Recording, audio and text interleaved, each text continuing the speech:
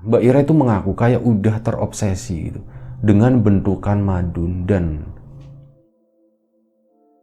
mulai hari itu Mbak Ira itu membuat sesuatu yang kemudian itu berakibat panjang. Mbak Ira membuat sebuah bungkusan atau buntalan yang mirip dengan pocong.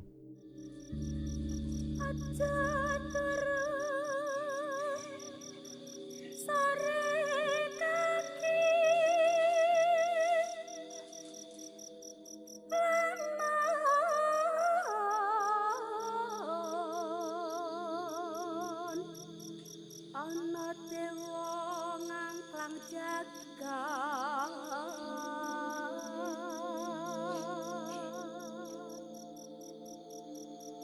nyangking bokor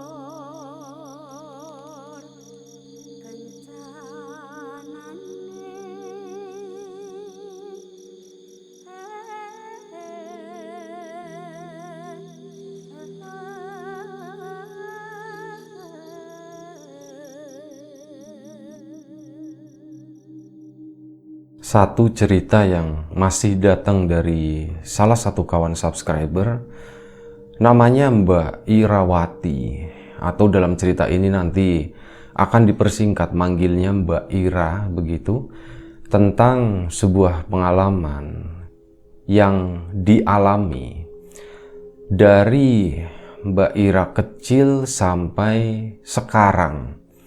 Kejadiannya masih berlanjut dan itu masih menyimpan banyak misteri juga, terutama untuk orang-orang di sekitar Mbak Ira yang masih banyak mempertanyakan apa sih sebenarnya yang terjadi seperti itu. Dan sebelum kita lebih jauh ke dalam cerita, seperti biasa gue pengen ucapin banyak-banyak terima kasih buat kawan-kawan subscriber semuanya. Terima kasih buat kawan-kawan yang udah kasih support, udah kasih dukungan. Terima kasih juga buat kawan-kawan yang udah kasih like, udah nge-share ke yang lainnya. Nggak lupa juga terima kasih banyak buat kawan-kawan yang udah ninggalin komentar. Terima kasih banyak semuanya. Lanjut ke cerita Mbak Irawati tadi. Jadi semenjak Mbak Ira kecil, Mbak Ira itu hidup di sebuah keluarga yang boleh dibilang cukup mampu. Di kampung itu, tinggal di rumah yang cukup bagus, cukup besar untuk skala kampung di sana, dan bapak ibunya kedua-duanya juga pegawai semua. Tapi nggak disebutin pegawai apa, hanya disebutkan pegawai aja. Nah di situ Mbak Ira itu dari kecil hidup sama, boleh dibilang ya, itu hidup sama seorang asisten rumah tangga atau seorang pembantu namanya Mbok Jati.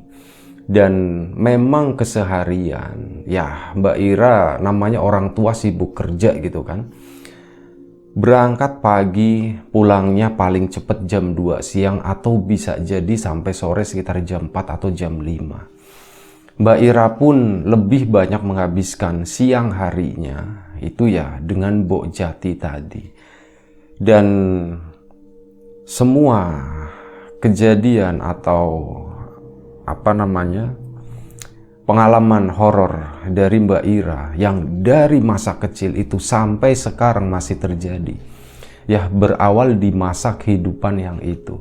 Kurang lebih mungkin ya, seingat Mbak Ira juga waktu itu masih kecil, jadi nggak terlalu bagus juga ingatannya. Mungkin sekitar setahun Mbok Jati tinggal di sana. Mbok Jati tinggal di situ. Mbak Ira itu mulai memperhatikan gitu salah satu kebiasaan dari Mbok Jati tadi. Jadi di hari-hari tertentu yang boleh dibilang hampir setiap hari, tapi memang nggak setiap hari, Mbok Jati itu suka nyediain semacam sesajen. Itu biasa ditaruh di pojok rumah di bagian belakang sana, sesekali juga ditaruh di kebun, dan sesekali ditaruh itu di depan kamarnya Mbok Jati. Pernah Mbak Ira juga ngelihat sesajen itu yang ditaruh di nampan kecil, ada bunga-bunganya sama ada jajan-jajan yang waktu itu tuh Mbak Ira nggak tahu namanya apa aja begitu. Yang dilihat, jadi begini, salah satu alasan kenapa Mbak Ira memperhatikan itu adalah jajan-jajan itu tadi. Namanya anak kecil, ngelihat jajanan seperti itu, warna-warni, dia kan tertarik. Nah dari situ mulailah diperhatikan, nih Mbok Jati kok setiap hari, hampir setiap hari nyediain jajanan begini nih buat siapa? Kok nggak buat aku gitu? Apa di sini ada anak kecil lain atau gimana pikiran polosnya waktu itu? Itu tadi Mbok Jati itu pernah naruh sesaji itu di sebuah kamar, salah satu kamar yang memang di rumahnya Mbak Ira itu masih kosong. Yang kemudian sekarang kamar itu ditempati sama Mbak Ira. Seperti itu.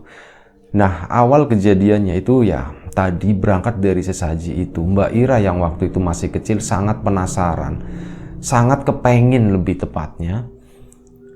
Ini jajanan kok kelihatannya enak banget ya. Aku mau bilang Bu Jati tapi aku takut gitu. Nggak enak nanti dibilangin sama bapak ibu. Udah aku diem-diem aja gitu. Terus mau ngambil gitu kan. Nah giliran mau ngambil itu naruhnya di yang ujung kebun itulah. Mbak Ira kan nggak boleh ke sana. Masih kecil takutnya kesambet katanya seperti itu. Ya udah Mbak Ira pun mengurungkan niatnya. Itu pertama kali setelah mengambil keputusan aku mau ngambil aja gitu. Hari-hari selanjutnya sesajen itu ditaruhnya itu pindah tempat di belakang sudut di belakang rumah, di salah satu sudutnya di situ ditaruh di sana. Lagi-lagi Mbak Ira mau ke sana pagi-pagi nengok-nengok, wah Mbok Jati lagi masak gitu.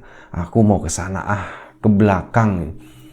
Ke belakang ke sana tuh kutuk-kutuk dengan perasaan yang dag-digduk berdebar-debar, ada rasa takut juga waktu itu yang sebenarnya nggak tahu ini aku takut apaan gitu. Tapi itu tadi dipaksakan ke sana. Sesajennya tuh udah mulai kelihatan, wah itu sesajennya. Tapi sialnya giliran Mbak Ira udah deket ke situ, ternyata sesajennya tuh disemutin gitu. Lah aku terlat gitu. Ini sesajennya udah disemutin gini, nggak jadi ya besok lagi aja, besok lagi. Nanti nunggu sesajennya ditaruhnya di deket kamarnya Mbok Jati aja, kata Mbak Ira. Dan bener aja, beberapa hari kemudian sesajen itu ditaruhnya di depan kamarnya Mbok Jati. Wah Mbak Ira dari pagi kan udah nandain, wah ini sesajen nih, sesajen taruhnya di mana? Wah ditaruhnya di situ deket gitu, jadi aku nggak repot-repot harus keluar, harus ke kebun. Akhirnya apa, bener aja ditaruh di situ. Setelah ngelihat, oh Mbok Jati lagi masak, udah mulai sibuk gitu, lagi nyuci-nyuci atau apa, Mbak Ira pun ke sana. Tuk. Setelah nengok begini aman, ke situ, ke depan kamarnya Mbok Jati. Nah di sana diambillah salah satu jajanannya. Waktu itu bentuknya tuh kayak permen, disebutnya permen aja begitu ya. Itu yang diambil tuh yang permen, karena yang lainnya itu coba dibeginiin itu udah melempem. Yang jajanan kering-keringnya itu udah melempem, dan jajanan yang basah-basahnya tuh kayaknya Mbak Ira kurang tertarik. Ada sesuatu yang paling menarik. Itu apa ya, permen gitu. Itu bentuknya itu mirip kayak ini ya, sorry nyebut merek ya, tapi nggak apa-apa, ini kayak sebutan udah umum aja. Itu kayak merek permen Sugus seperti itu. Akhirnya diambil, wah permen ini aku ambil satu, dimakan sama Mbak Ira. Enak rasanya, masih manis, tapi diem-diem aja bungkusnya diumpetin begini, ditaruh di tempat sampah di situ. Nah mulai hari itu jadi suatu kebiasaan. Ada benda, salah satu benda dari sesajen itu yang diincar sama Mbak Ira, yaitu permen itu tadi. Ya udah, hari demi hari pun dilalui seperti itu terus, sampai akhirnya suatu hari ketika Mbok Jati, ini termasuk yang paling jarang dibandingkan tempat-tempat yang lain, di mana Mbok Jati itu naruh sesajen di kamar, yang di salah satu kamar di rumah itu paling jarang banget. Dan kamar itu adalah kamar paling belakang, kamar yang jarang dibuka karena memang kosong. Di sana di dalamnya itu nggak ada apa-apa, dan kordennya itu selalu nutup rumah Mbak Ira itu ngadepnya ke arah selatan. Posisi kamarnya ada di sisi timur rumah. Jadi kalau pagi itu harusnya kan kena matahari. Langsung dari timur gitu. Karena dari sisi samping artinya ngadep ke timur sana jendelanya. Tapi karena kordennya itu selalu ditutup, ya udah kamar itu hampir nggak pernah kemasukan cahaya matahari secara langsung. Alhasil ya kamarnya lembab, gelap. Meskipun takut demi permen sugus itu tadi, Mbak Ira itu bela-belain. Ah nggak apa-apa ah, masuk aja dibuka kamarnya. Jadi begini Mbak Ira itu nandainnya, kalau di semua tempat nggak ada, kemungkinan Mbok Jati itu naruhnya di kamar, udah gitu. Jadi wah dicariin gitu kan, ke kebun nggak ada, di pojokan rumah nggak ada, di depan kamarnya Mbok Jati nggak ada. Akhirnya Mbak Ira pun nyari di kamar, dibuka cekrek begini, wah ada di sini bener aja gitu. Jadi Mbok Jati itu biasa naruh sesajen itu pagi-pagi banget, dan memang itu sepengetahuan dari orang tuanya Mbak Ira. Orang tuanya Mbak Ira adalah termasuk orang yang masih percaya dengan hal-hal seperti itu.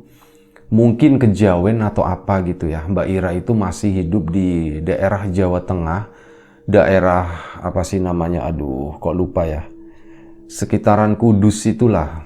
Nah di situ beneran lupa kotanya itu apa gitu. Tapi tinggalnya di daerah situ ya. Mungkin masih kuat karena orang dulu juga. Mbak Ira sekarang usianya udah hampir 50 tahun dan kejadian ini udah cukup lama. Udah akhirnya Mbak Ira pun seperti itu melakukan satu kebiasaan baru, itu tadi masuk ke sana. Dan memang semenjak ngambil permen yang ada di kamar itu, ada perasaan yang berbeda kata Mbak Ira. Awalnya sih sewaktu ngambil yang di belakang rumah, dan pernah sekali itu sampai kebun, itu pernah, saking nekatnya gitu, saking pengennya permen, dibela-belain sampai ke sana, lari ambil, habis itu lari lagi balik. Hampir nggak pernah merasakan sesuatu yang boleh dibilang aneh atau sesuatu yang kuat gitu. Cuma giliran masuk ke dalam kamar tadi, rasanya kok aneh ya. Aku kok rasanya nggak sendirian di sini, kata Mbak Ira itu seperti itu. Tapi udah, Mbak Ira pun cuek dan coba ngebuka kordennya. Ini kamarnya gelap banget, aku buka, kordennya pun dibuka, jreng. Akhirnya semenjak hari itu ya ruangan tadi tuh jadi terang gitu. Sampai akhirnya tuh begini, suatu hari bapaknya sama ibunya itu negor Ira. Ira sini gitu. Kamu kalau main, kalau bapak sama ibu lagi kerja, kamu mainnya di mana aja? Aku mainnya di rumah aja kok pak. Lah terus kamu mainin apa aja di rumah? Oh aku main ini, main ini, main ini. Nah kamu pernah masuk ke kamar itu enggak? Di situ mau jawab takut, mau jawab bohong juga takut. Akhirnya dengan apa ya? Dengan jawabannya itu agak lama gitu. Akhirnya Mbak Ira pun mengiyakan. Iya pak, aku pernah masuk ke situ pak. Oh ya udah pantesan, soalnya gini, Mbok Jati nanya, itu kamar kok kordennya kebuka sendiri gitu kan. Mbok Jati ketakutan, dikirainnya apa gitu. Oh itu aku yang buka pak. Oh iya ya udah enggak apa-apa. Bilang kalau mau masuk ke sana tuh bilang, nanti takutnya Mbok Jati tuh nyariin kamu gitu. Oh nje pak. Akhirnya kayak gitu. Nah semenjak hari itu masih polos gitu ya, yang namanya anak kecil, dan sesuai apa yang dikatakan sama orang tuanya, sama bapaknya Mbak Ira itu tadi. Jadi setiap Mbak Ira mau ngambil sesuatu di kamar itu yang berhubungan dengan sesajen tadi, Mbak Ira pun minta izin akhirnya ke Mbok Jati. Mbok, aku mau minta ini, mau minta sesajennya. Nah dari situ kan boleh dikasih tahu kalau itu namanya sesajen, itu nanti dikasih ke yang nggak kelihatan, kata Mbok Jati itu seperti, oh gitu ya Mbok, tapi aku minta boleh ndak? Boleh, kata Mbok Jati seperti. Dan akhirnya ya udah, itu menjadi kebiasaan baru. Mbok, aku mau minta permen. Oh iya nih Simbok masih ada, kadang Simboknya tuh udah nyediain. Tapi ada sesuatu yang berbeda di sana rasanya, kata Mbak Ira seperti itu. Permen yang dikasih sama Mbok Jati sama permen yang dia ambil dari sesajen, rasanya tuh beda gitu. Dari Mbok Jati mungkin hambar gitu ya. Hambarnya tuh mungkin begini, berhubungan dengan sesuatu yang aku dapetin gampang. Sama sesuatu yang aku harus berjuang gitu. Ada tantangannya di sana. Ini rasanya lebih kerasa, kata Mbak Ira itu seperti itu.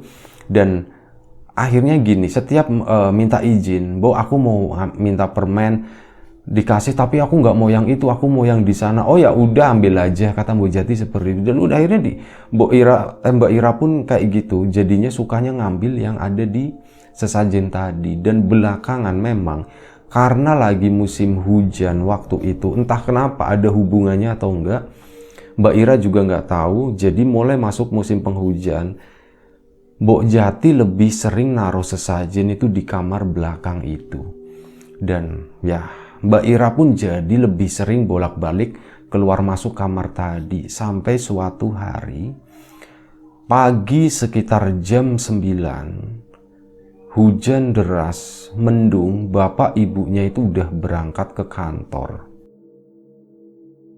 Mbak Ira masuk ke dalam sana, udah minta izin sama Mbok Jati. Mbok, aku mau ngambil permen. Iya, katanya. Masuk ke sana, pintunya dibuka. Mbak Ira duduk di depan sesajen tadi, ngelihat-lihat, apalagi ya, aku kok rasanya permen udah mulai bosen. Apalagi ya, aku mau nyobain apa lagi ya. Yaudah permen aja dulu deh. Diambil permen gitu, dibuka di sana. Maksudnya itu mau ngambil 2, 1 dimakan, nanti ambil 1 lagi. Jadi ada momen berapa detik, mungkin hampir 1 menit, Mbak Ira itu duduk di situ di depan sesajen tadi. Kamar kan kondisinya gelap, hampir gelap banget karena di luar cahayanya minim, korden juga nutup. Pintu juga kebukanya mungkin cuma 20 atau 30 cm, jadi nggak kebuka full. Mbak Ira duduk di situ di tengah-tengah ruangan kamar tadi. Nah, lagi duduk di sana, entah kenapa mata Mbak Ira tuh rasanya pengen tertuju ke satu sudut di kamar itu. Di sebelah pojok, sebelah kiri, jendela itu sebelah kanan. Ini sebelah kiri yang bener-bener gelap. Rasanya mata tuh pengen tertuju ke sana dan bener aja, Mbak Ira pun mengikuti keinginannya itu. Dia ngelirik ke arah pojokan kamar tadi. Dan di situ Mbak Ira samar-samar ngelihat, itu apa ya gitu. Ada sesuatu mirip boneka di sana. Warnanya itu putih, putih terang, bersih, dan ada semerbak wangi dari situ.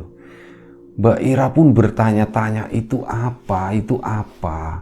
Aku nggak takut gitu, itu apa? Jadi udah kepikiran waktu itu, kalau dia itu nggak takut melihat sesuatu itu sesuatu yang lucu, berdiri kecil, tingginya hampir setinggi dia. Jadi waktu itu usianya kalau nggak salah Mbak Ira itu antara 5 tahun lah, sebelum sekolah SD waktu itu. Pokoknya sekitar 5 tahun. Nah, tingginya itu si boneka yang dianggap boneka tadi juga hampir sama dengan tinggi badannya. Mbak Ira pun bangun dari tempat duduknya dan dia mulai bukan bangun berdiri, enggak, tapi bangunnya itu kayak bangun merangkak begitu. Mbak Ira pun merangkak begini, pelan-pelan ngedeketin gitu ya, ngedeketin sosok tadi, boneka tadi, dideketin dan ternyata itu bentuknya kayak permen sugus dipocong begitu. Dan itu ya, itu adalah sosok pocong kecil. Sorry hidung gatel, sorry ya, daripada nanti bersin gitu. Nah, itu ternyata adalah sosok pocong kecil. Di situ Mbak Ira pun sama sekali nggak ngerasa takut. Mukanya itu nggak serem, mukanya itu kayak boneka, kayak anak bayi. Ya, nggak ada serem-seremnya, kata Mbak Ira. Jadi nanya akhirnya, kamu siapa? Nah si pocong tadi pun ngejawab, aku Madun gitu. Oh nama kamu Madun? Iya aku Madun. Aku Ira. Kamu dari mana? Rumah kamu di mana? Rumah aku di belakang sana. Tapi waktu itu memang kondisinya tuh masih kebungkus begini dan posisinya berdiri di pojokan. Loh kamu kok begitu diikat-ikat begitu, apa nggak susah jalannya, kata Mbak Ira. Oh enggak, aku jalannya begini kok. Lompat-lompat si sosok pocong Madun tadi itu lompat-lompat tuk tuk tuk nunjukin Ira. Dan di situ Ira juga nggak ngerasa takut sama sekali, itu kayak udah menjadi temen. Dan entah berapa lama Mbak Ira berkomunikasi dengan sosok pocong kecil itu, sampai akhirnya Mbok Jati itu masuk. Ira, Ira gitu, manggil-manggil kan, sebelum masuk itu udah manggil namanya. Ira, kamu di mana gitu? Kamu di kamar katanya. Oh, nje Mbok, nje kata. Dan Mbok Jati pun masuk ke dalam. Mbak Ira kan nengok ke arah Mbok Jati. Kenapa lama-lama di situ sini, di situ gelap, nanti banyak nyamuknya, kata Mbok Jati. Nah, Mbak Ira di situ pun bangun berdiri begitu mau keluar, sempat nengok ke arah pojokan tadi di mana sosok pocong kecil itu berada. Ternyata sosok tadi itu udah nggak ada, udah hilang entah kemana. Mbak Ira tuh sempat nyariin dari pojok-pojok, kemana ya dia ya, si Madun kemana ya. Dan hari itu ya udah, Mbak Ira pun akhirnya keluar dan menjalani kehidupan seperti biasanya ya. Dia ya main-main yang lain tapi di luar kamar tadi. Nah sepanjang hari itu ya Mbak Ira itu sempat kepikiran ya, siapa ya si Madun ya, kok aku baru lihat, kok aku baru dengar, bapak ibu nggak pernah cerita, Mbok Jati juga nggak pernah cerita. Tapi yang namanya anak kecil ya cenderung cuek aja, udah terlupakan begitu saja. Sampai akhirnya giliran Mbak Ira itu masuk ke dalam kamar itu lagi. Kurang lebih sekitar 2 hari kemudian, Mbak Ira masuk ke sana dan mulai hari itu, setiap Mbak Ira masuk ke kamar tadi untuk ngambil makanan di sesajen itu, selalu ditemani sama sosok pocong Madun itu. Dan mulai hari itu, singkat cerita aja, mereka itu berteman dekat, saling kenal, udah kayak teman biasa. Dan Madun itu sempat bilang, Ira kamu jangan cerita ke siapa-siapa ya. Kenapa? Iya nanti mereka takut sama aku. Oh begitu, tapi kamu gak serem kok, kata Mbak Ira. Iya buat kamu aku emang gak serem, tapi mungkin buat orang-orang besar itu aku serem. Makanya udah kamu gak usah cerita ya, kalau mau main sama aku ya main aja, kata si pocong Madun itu begitu. Dan hari-hari Mbak Ira dilalui dengan si Madun tadi bertahun-tahun lamanya, dan gak ada satu orang pun yang tahu kalau ada sosok Madun yang suka nemenin Ira. Ira lebih memilih kayak tempat-tempat yang memang agak sepi, ke teras rumah di sana saat mau main-main sama Madun, meskipun beberapa kali itu katanya sempat kepergok sama Mbok Jati. Ira kamu lagi ngobrol sama siapa? Kamu lagi main sama siapa? Oh enggak Mbok Jati, ini aku lagi main sama ini, lagi main rumah-rumahan begitu. Nah dengan menjawab rumah-rumahan itu tadi, Mbok Jati pun berpikir, oh iya namanya anak kecil biasanya suka main drama-dramaan, sandiwara-sandiwaraan kayak gitu, suka ngomong sendiri. Dan Mbok Jati itu belum berpikir yang aneh-aneh. Sampai suatu hari ini benar-benar kepergok sama Mbok Jati. Dan kondisinya waktu itu udah bertahun-tahun ya, udah berjalan selama bertahun-tahun. Mbak Ira itu udah masuk sekolah SMP kalau nggak salah. Masuk SMP, Mbok Jati itu mergokin. Mbak Ira itu lagi duduk di sofa ruang tamu. Dan Mbak Ira itu kayak lagi ngobrol begitu ya, tapi bisik-bisik. Dan Mbok Jati waktu itu lagi ada di perbatasan antara ruang tamu dan ruang tengah. Lagi nyapu begini, suaranya kan gak terlalu kedengeran. Dan Mbak Ira gak ngeh waktu itu. Mbok Jati tahu-tahu nongol setelah sebelumnya Mbok Jati itu ngedengerin kalau ada Mbak Ira lagi ngobrol di depan di sana, dan ngobrolnya itu bener-bener kali ini nggak mungkin drama-dramaan kayak gitu dilakuin sama anak yang masih SMP.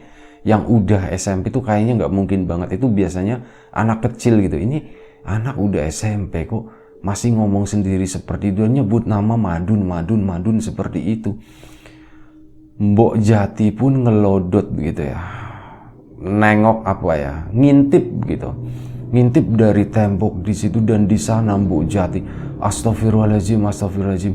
Jadi Mbok Jati itu ngelihat ada sosok pocong yang mungkin besarnya ya seukurannya Mbak Ira waktu itu, seukuran anak SMP, lagi duduk di samping Mbak Ira, lagi ngobrol-ngobrol. Si sosok pocong tadi tuh posisinya nengok, dan Mbok Jati itu sempat ngelihat ke arah mukanya sosok pocong tadi.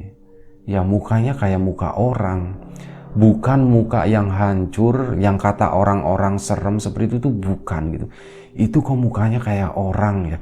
Tapi udahlah, udah nanti aja gitu, nanti aja, aku juga takut, kata Mbok Jati seperti itu. Sampai akhirnya Mbok Jati pun ngebuka masalah tadi ke bapak ibunya Mbak Ira, dan dari situ Mbak Ira tahu, oh ternyata bapak ibunya itu dapat laporan dari Mbok Jati kalau Mbak Ira itu lagi ngobrol sama sosok pocong itu. Mbak Ira hampir setiap hari katanya itu benar-benar ngabisin waktu sama Madun tadi. Tidur pun bareng, berangkat sekolah pun suka ditungguin di depan sekolah. Bener-bener kayak kemanapun itu selalu dibarengi sama Madun. Sampai akhirnya bapak ibunya tuh bingung. Ini anak kok nggak ada temannya gitu. Kenapa ya? Sampai nanya ke Mbak Ira itu tadi, Ra, kamu tuh kok nggak ada temannya sih? Temennya Mbok Yo suruh main ke sini gitu. Oh iya Pak, ada Pak, banyak teman di sekolahan, tapi nggak tahu, akunya males Pak, katanya seperti itu. Alasannya seperti, ya udah, bapak ibunya oh iya. Dan akhirnya bapak sama ibunya pun juga mencoba cari tahu gitu, bener nggak sih Ira itu punya temen gitu. Dan memang bener, datang ke sekolah diem-diem. Di sana bapaknya juga ngelihat, oh Ira normal-normal aja, di sekolah masih main-main, masih bercanda-canda sama teman-temannya gitu. Jadi nggak masalah, memang mungkin Iranya aja yang males bawa teman ke rumah gitu. Dan ya hari-hari dilalui, Mbak Ira harus tidur dengan sosok Madun tadi, pocong tadi, itu hampir setiap hari, dan nggak ada yang tahu masalah ini kecuali Mbok Jati. Mbok Jati malam-malam kebangun, waktu itu lagi kayak puasa begitu, tapi puasa sunnah yang Senin Kemis. Mbak Ira itu pesen, Mbok, aku mau puasa Senin Kemis gitu, terus nanti malam aku mau sahur, tolong dibangunin ya Mbok. Oh iya Mbak gitu, nanti tak bangunin. Dan bener aja sekitar jam 2 pagi Mbok Jati tuh masuk kamar, gak ngetok gitu, langsung masuk aja karena udah terlalu terbiasa gitu ya. Masuk ke kamar begini, Mbok Jati mundur lagi, astagfirullahaladzim, Mbak Ira ini ada apa ya, kok kayak gitu banget gitu. Jadi yang dilihat sama Mbok Jati itu, Mbak Ira lagi tidur meluk pocong. Dan itu disampaikan paginya, Mbak Ira, oh begini, Mbak Ira itu negur dulu, Mbok, kenapa semalam aku nggak dibangunin sahur sih? Gitu. Oh jadi gini Mbak, aku mau cerita dulu. Semalam si Mbok mau ngebangunin Mbak Ira, tapi ya maaf ya Mbak ya, si Mbok itu orangnya agak sedikit penakut sebenarnya gitu. Meskipun si Mbok sering ngasih sesajen kayak gitu, tapi si Mbok itu sebenarnya penakut. Si Mbok ngasih kayak gitu tuh justru biar nggak digangguin. Dan ternyata semalam pas si Mbok ngebuka pintu, ya si Mbok ngelihat Mbak Ira itu tidur sama pocong itu. Oh Madun Mbok gitu. Iya Madun gitu. Ya udah jangan bilang-bilang sama bapak ya. Aku nggak tahu, enak aja sama dia gitu. Dia temanku Mbok. Bukan pacar ya Mbok ya, langsung Mbak Iranya kayak gitu, bukan pacar ya Mbok. Ya Allah mbak nggak nyampe, amit-amit lah jangan sampai kayak gitu. Iya bukan, dia tuh temanku, nggak tahu aku emang dari kecil temenan sama dia. Dan aku ngerasa nyaman ya memang setiap tidur ya aku tidurnya sama dia, aku ditemenin sama dia mbok. Kayak gitu. Dan kejadian itu berlangsung bertahun-tahun sampai akhirnya Mbok Jati udah tua dan memutuskan untuk berhenti bekerja di rumahnya Mbak Ira. Mbak Ira waktu itu usianya 22 tahun dan ceritanya apa ya, kayak dijodohin begitulah. Mbak Ira itu kayak dijodohin sama salah satu orang, sama seorang pemuda yang namanya baik-baik aja. Memang ya dia seorang pemuda yang baik dan akhirnya Mbak Ira pun bingung gitu ya. Ini gimana ya? Sampai konsultasi ke Madun tadi, Dun aku mau dinikahin gitu. Dan kata si Madun ya udah nggak apa-apa katanya. Dan akhirnya Mbak Ira pun menerima keputusan itu. Menikahlah mereka ceritanya. Mereka menikah dan menjalani hari-hari dengan ya status yang baru sebagai istri orang. Tapi di situ Mbak Ira tuh ngerasa ada sesuatu yang nggak nyaman gitu.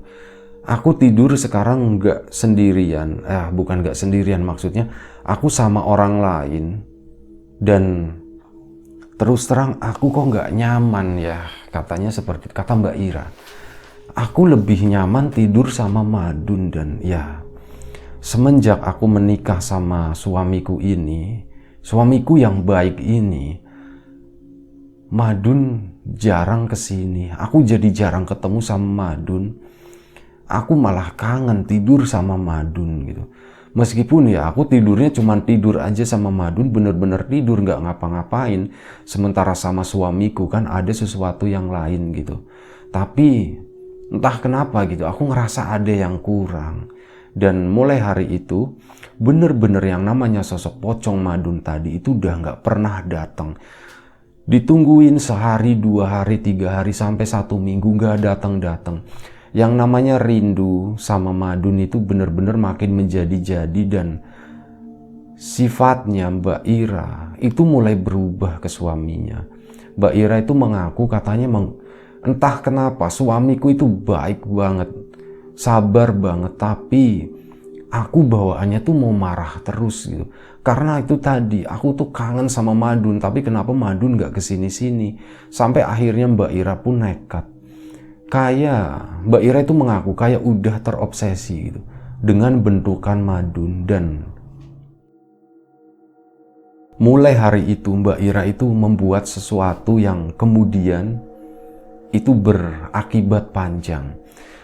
Mbak Ira membuat sebuah bungkusan atau buntalan yang mirip dengan pocong.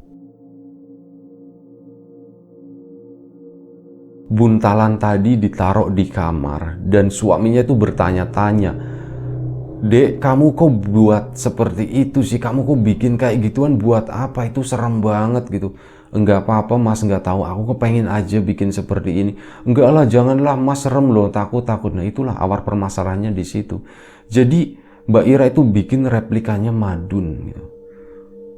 Bentuknya bener-bener dibikin kayak pocong beneran.